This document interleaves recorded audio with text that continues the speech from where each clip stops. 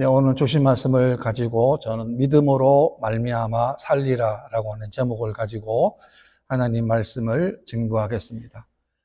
존 버넌의 선 철로 역정을 보게 되면 그 책에는 기독자가 나오는데 기독자는 우리 성도를 말하는데요.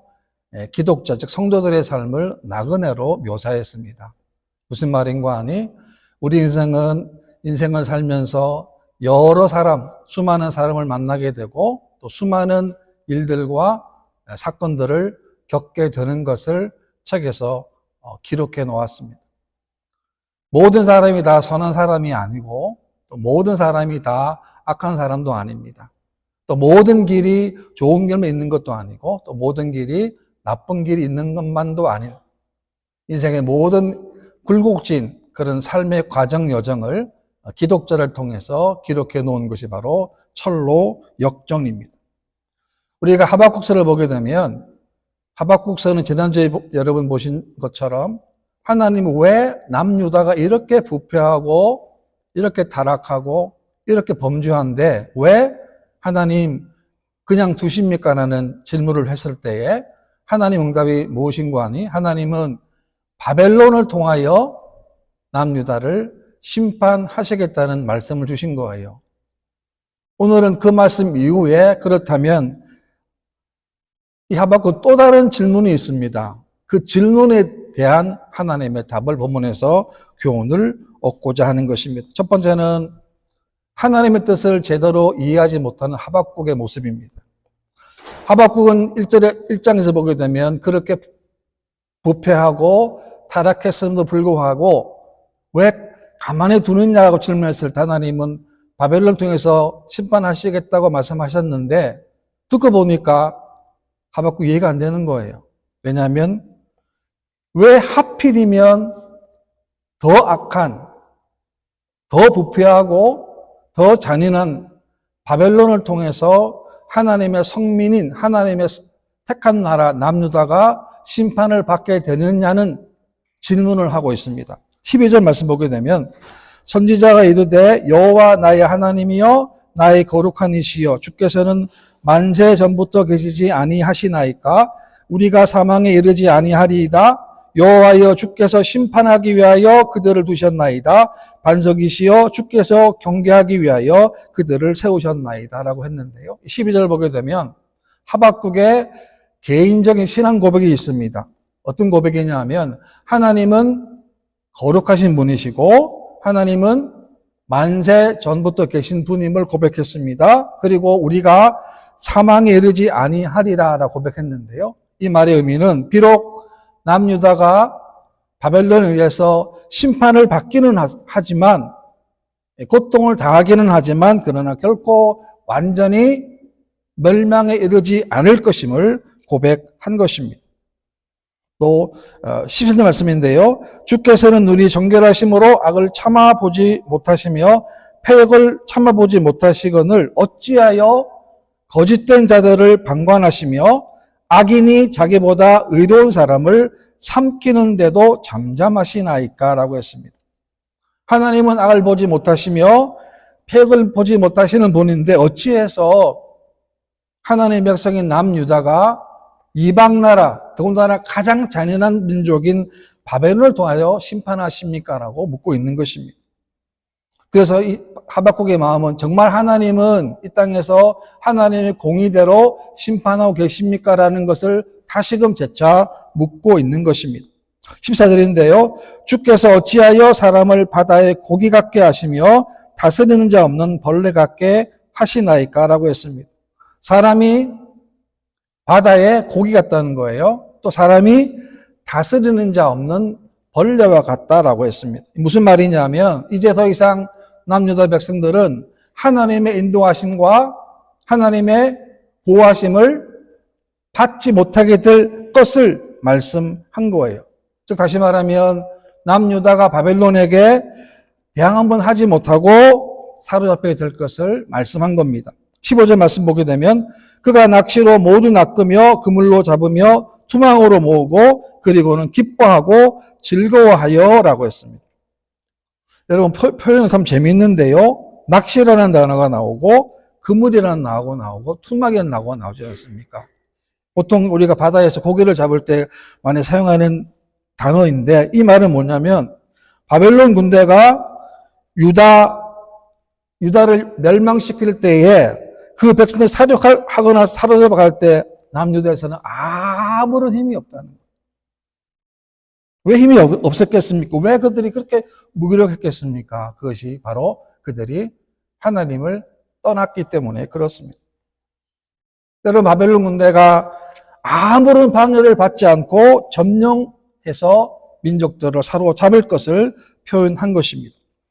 17절인데요. 그가 그물을 떨고는 계속하여 여러 나라를 무자비하게 멸망시키는 것이 옳으니까라는 거죠. 또다시 장면합니다. 한마디로 얘기하면 왜 하나님 이렇게 하십니까? 라는 거죠. 이 하박국의 이 고백이 오늘 우리의 고백이 될 수도 있습니다. 우리가 사는 세상은 모순이 넘치는 모순된 사회라고 우리가 정의할 수 있습니다. 선과 악이 치열하게 싸우고 다투고 있습니다. 그런데 우리가 이해할 수 없는 일들, 또 우리가 해석할 수 없는 일들도 많이 일어나고 있다는 거죠.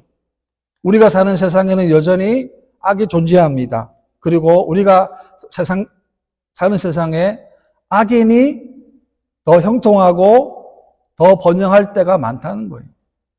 의인은 정말 믿음으로 살고 싶고 하나님과 함께 살고 싶지만 그럼에도 불구하고 여러 가지 어려움들, 고난들, 핍박들을 당할 수도 있다는 그런 하박국의 모습이 오늘 우리의 모습과도 똑같다는 것입니다. 그 다음에 두 번째는 하나님의 응답을 간절히 사모하는 하박국입니다. 2장 1절인데요. 내가 내 파수하는 곳에 서며 성루에 서리라. 그가 내게 무엇이라 말씀하실는지 기다리고 바라보며 나의 질문에 대하여 어떻게 대답하실는지 보리라 하였더니라고 했습니다. 그러니까 의심이 나는 거예요. 하박국이. 그러니까 하나님께 기다린 겁니다. 뭘 기다렸냐? 하나님의 답변을 기다렸는데 어디서 기다리냐면 성루에 섰습니다. 파수하는 곳에 성루에 서서 하나님의 말씀, 하나님의 답변을 기다렸다는 것입니다. 여러분, 파수꾼들이 적의 동태를 살피기 위해서 잠시도 눈을 떼지 않는 것처럼 하나님의 응답을 그런 마음으로, 그런 심정으로 하박국이 기다렸다라고 하는 것입니다. 무슨 말이냐 하면 그만큼 하나님의 응답이 절박했고 절실했다는 것입니다. 오늘 우리들이 이 땅을 살아갈 동안에 하나님 말씀을 기대해야 할 이유가 바로 여기에 있는 것입니다. 왜냐하면 하나님 말씀이 우리 인생의 정답이 되기 때문에 그렇습니다. 우리가 하나님 말씀을 받기 위해서 하박국이 성루에 올라가서 기다렸던 것처럼 우리들도 하나님을 기다리고 하나님 말씀을 우리가 기다려야 하는 것입니다. 우리가 예배 드릴 때도 마찬가지인데요. 우리가 어떤 태도로 어떤 자세를 가지고 예배를 드리고 말씀을 듣는가, 또한 우리가 어떤 태도를 가지고 말씀을 들었다고 한다면 우리가 그 말씀을 통해서 한 주간 동안 어떻게 살아갈 것인가가 분명히 있어야 하는 것입니다. 여러분, 영혼이 건강한 성도들은 수용성이 좋습니다. 말씀을 들었습니다. 혹시 마음에 거북한 말씀일 수도 있지만 그 말씀조차도 듣습니다. 그리고 어쨌든 들은 말씀을 살아내려고 몸부림치는 거예요. 한 주간 동안 이 말씀 받았으니까, 하나님 주셨으니까 이 말씀대로 살려고 노력하는 겁니다. 그런데 영혼이 병든 성도들은 말씀에 안 들리는 거예요. 말씀에 관심이 없어요. 그러니까 내가 말씀을 들었다고 한다면 들린 말씀대로 한 주간 살아가야 되는데 그럴 마음에 의향이 안 생기는 것은 왜 그런 거 아니? 영혼이, 심령이 병들었기 때문에 그렇습니다. 네, 그렇기 때문에 똑같은 시간에 똑같은 장소에서 똑같은 말씀을 들어도 결과는 너무나도 다르게 나타날 수밖에 없는 거예요. 이것은 예배에 국한된 게 아닙니다. 우리의 삶 전체도 다 마찬가지인 것이요. 우리 일생 모두가 다 그렇습니다. 우리가 하나님 말씀을 어디에 둘 것인가? 우리는 적어도 우리가 하나님 말씀을 우리 마음 심중에 각인을 해야 합니다. 왜? 이 말씀이 나를 살리기 때문에 그렇습니다. 이 말씀이 하나님의 은혜의 선물이기 때문에 그렇습니다. 하나님은 말씀대로 역사하기 때문에 그렇습니다. 여러분 잘 아는 대로 핸델을 보게 되면 핸델의 여러 노래 가운데 제일 유명한 곡 중 하나가 메시아라는 곡입니다. 그런데 핸델이 메시아를 작곡할 때는 인생의 가장 밑바닥이었어요. 경제적으로 또 신체적으로도 너무 약해 있을 때, 나이도 노년되었을 때였습니다. 그동안 쌓아왔던 모든 명성도 많이 사라져버리고 경제적으로 많이 빈궁할 때였어요. 그러니까 가장 낮을 때, 시리에 빠져 있을 때에 그가 친구였던 찰스 제넨스라고 하는 사람이 성경을 바탕으로 대본을 보내왔는데 그 대본을 통해서 핸델이 메시아를 여러분 작곡한 거예요. 여러분 그 메시아가 얼마나 귀한 노래입니까? 불과 얼마 걸리지도 않았는데 그 기간 동안에 그 노래를 핸델이 작곡을 한 겁니다. 왜 귀합니까? 그 가사가 하나님의 말씀이기 때문에 그렇습니다. 여러분 우리 인생 가운데 하나님 축복이 되려면 그 말씀을 내 심령에 심어야 합니다. 내 심령에 가꿔야 합니다. 그래야 그 심령을 통하여, 그 말씀을 통하여 우리가 다시금 이룰 수 있기 때문에 그렇습니다. 이제 말씀에도 보게 되면 여호와께서 내게 대답하여 이르시되 너는 이 묵시를 기록하여 판에 명백히 새기되 달려가면서도 읽을 수 있게 하라 라고 했습니다. 하나님 답입니다. 무슨 말이냐면 이 묵시를 기록하라는 거예요. 판에 명백하게 새기라는 거예요. 왜? 하나님 말씀을 정확하게 기록하라는 겁니다. 왜? 하나님 말씀은 반드시 이루어지기 때문에 그렇습니다. 여러분 당시에도 거짓 선지자들이 나타나서 거짓 예언을 하고 사람들을 미혹했기 때문에 그렇습니다. 그래서 달려가면서도 읽을 수 있게 하라는 거예요. 오늘 우리로 치면은 우리가 아무리 바빠도 아무리 분주해도 우리가 하루에 반드시 하나님 말씀을 접하는 시간을 가져야 된다는 것입니다. 디모데후서 4장 말씀 보게 되면 너는 말씀을 전파하라. 때를 얻든지 못 얻든지 항상 힘쓰라. 범사에 오래 참음과 가르침으로 경책하며 경계하며 권하라고 했습니다. 우리가 말씀을 전파해야 되는 이유는 하나님의 심판이 있기 때문에 그렇습니다. 하나님의 심판이 있다는 것은 뭐냐? 하나님의 심판이 뭐냐면 곧 하나님은 모든 사람이 그 말씀을 듣고 뭘 하길 원하시는 겁니까? 회개하고 돌아오라는 거예요. 죽이는 게 아닙니다. 잘못된 길을 회개하고 돌아오라는 거예요. 네, 그렇기 때문에 우리가 복음을 듣고 복음을 전하는 사람이 가장 귀한 일이고 가장 위대한 일인 것입니다. 근데 불행하게도 디모데후서에 보게 되면 예언이 말씀처럼 오늘도 똑같습니다. 오늘 이 시대도 마찬가지인데 바른 교훈을 받지 아니해요. 그리고 자기의 사역을 따른다는 거예요. 하나님 말씀을 자기의 개인적인 이익을 위해서 말씀을 왜곡합니다.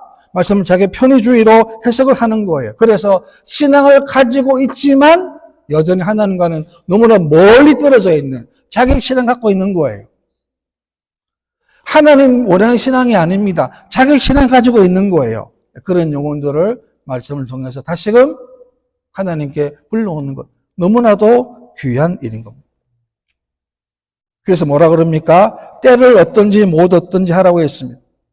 이 말은 군인들이 상관의 명령에 복종하는 것 똑같습니다. 아무리 추워도 훈련이 있다 그러면 나가야 돼요.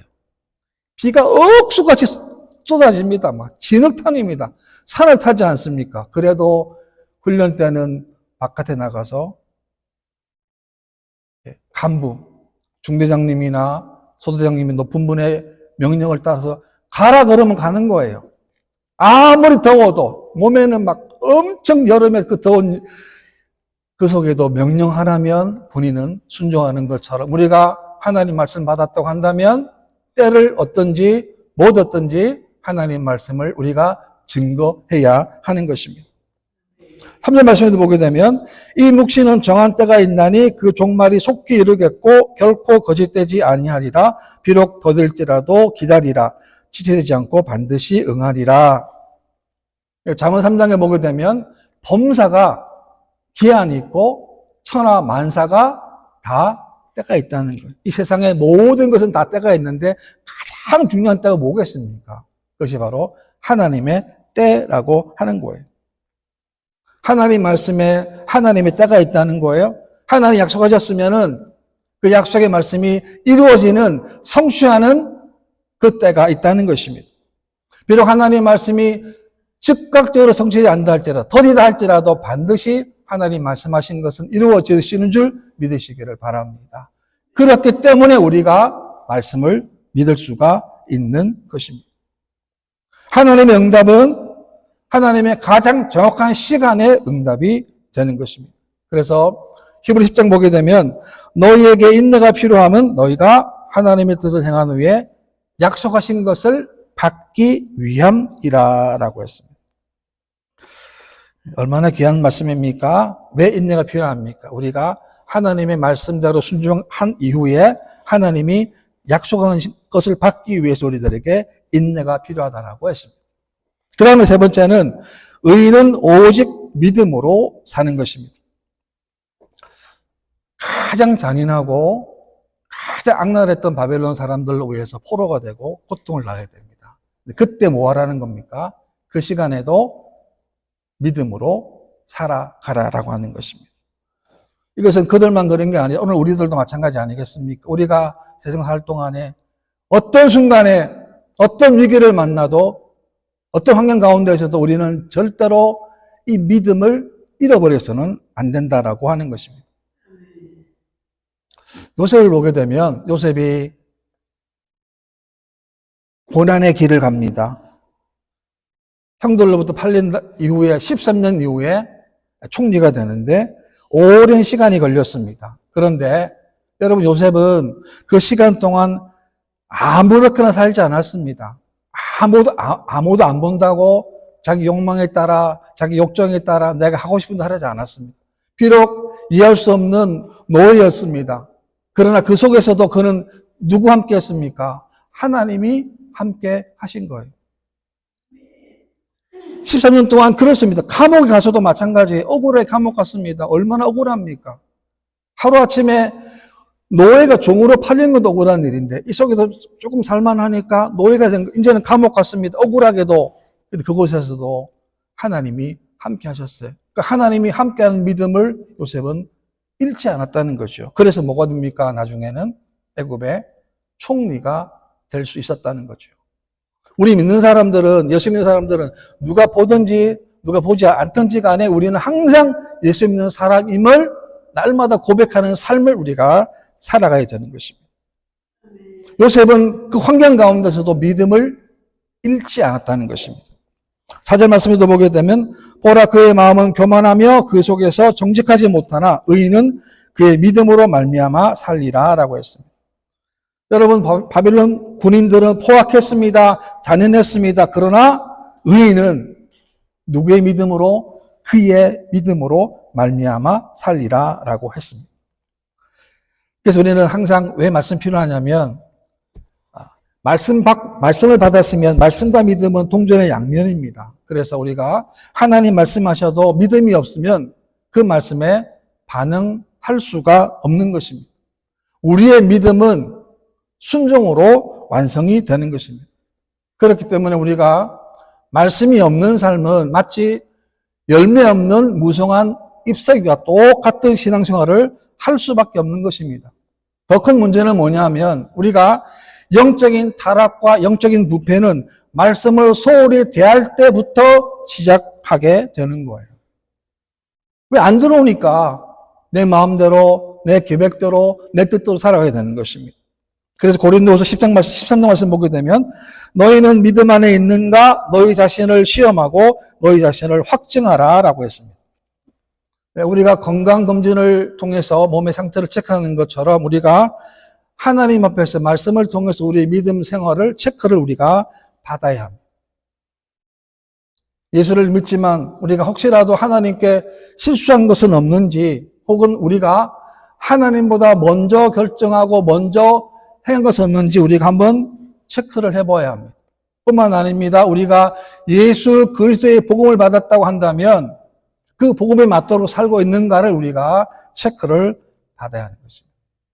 그래서 바울은 말하기를 시험하라, 시험하고 너희 자신을 확증하라라고 했습니다. 시험한다는 말은 조사하고 확인해 보라는 겁니다. 혹시 우리는 입으로만 주여하는 것은 아닌지, 입으로만 예수 믿는 것은 아닌지 우리가 한번 돌이켜 보아야 하는 것입니다. 우리의 믿음은 살아있는 믿음인가 죽어있는 믿음인가? 야고보서 2장 말씀 보게 되면 영혼 없는 몸이 죽은 같이 행함이 없는 믿음은 죽은 것이다 라고 했습니다. 왜 그렇습니까? 행함이 없다고는 그 자체가 죽은 것이기 때문에 하나님 앞에서 아무 소용이 없는 믿음이 뭐냐? 행함이 없는 믿음이기 때문에 그렇습니다. 우리의 믿음은 결코 교회 안에서만 두는 것이 아닙니다. 예배 안에서만 두는 것이 아닙니다. 우리의 믿음은, 우리의 신앙은 교회를 떠나서 우리의 실정의 삶 가운데서 이루어지는 것이 진짜 믿음이라고 하는 것입니다. 우리가 살다 보면 믿음을 가진 성도들도 어려움 당할 수 있고 병들 수 있습니다. 고통 당할 수 있습니다. 그때 중요한 게 뭡니까? 그때도 하나님이 나와 함께 하신다는 믿음을 가지는 것입니다. 그렇기 때문에 믿음의 삶은 고난은 없는 삶이 아니라 고난을 이기는 삶이 되는 것입니다. 내가 이기는 게 아닙니다. 하나님이 함께 하시기 때문에 이기게 해 주는 것입니다. 위기의 순간일수록 더욱더 우리는 하나님을 바라보고 하나님과 함께 해야 하는 것입니다. 그것을 오늘 하박국을 통해서 의인은 믿음으로 말미암아 살리라라고 했습니다. 여러분 한번 점검해 보십시오. 여러분 믿음은 지금 살아있는 믿음입니까? 아니면 작동하지 않는 믿음입니까? 우리는 믿음이 살았어야 합니다. 그 살아있는 믿음을 통하여 하나님의 뜻이, 하나님 말씀이 우리 가운데, 우리 삶 속에, 우리 가정에, 우리 자녀들에게 분명히 이루어지게 되는 것입니다. 이런 믿음으로 승리하는 저와 여러분 되시기를 주님의 이름으로 축원합니다.